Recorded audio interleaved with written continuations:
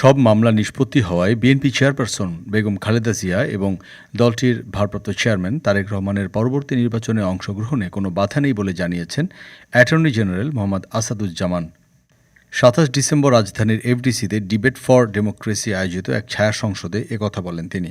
Attorney general বলেন, দণ্ডপ্রাপ্ত হলে সাবেক প্রধানমন্ত্রী শেখ হাসিনা সহ দলটির নেতারা আগামী জাতীয় নির্বাচনে অংশ নিতে পারবেন না।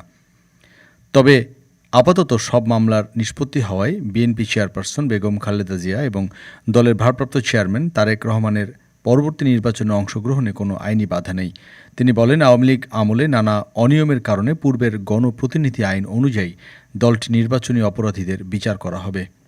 এ সময় মোহাম্মদ আসাদুজ্জামান বলেন, কোনো ষড়যন্ত্রের কাছে জুলাই বিপ্লব ব্যর্থ হতে পারে না। ষড়যন্ত্রকারীরা যত শক্তিশালী হোক না কেন, এ বিপ্লব মুছে ফেলা যাবে না। অ্যাটর্নি জেনারেল আরও বলেন, হাসিনার নির্মম পরিণামের পর তার পাশে দলের কেউ দাঁড়াতে সাহস পাচ্ছে না। যারা নির্বাচন ব্যবস্থাকে ধ্বংস করেছিল, সংবিধান কেটে ছিঁড়ে মানুষের অধিকার ভূলুণ্ঠিত করেছিল, তারা ইতিহাসের খলনায়ক হিসেবে চিহ্নিত হয়েছে। ডেস্ক রিপোর্ট, আজ বার্তা, ঢাকা।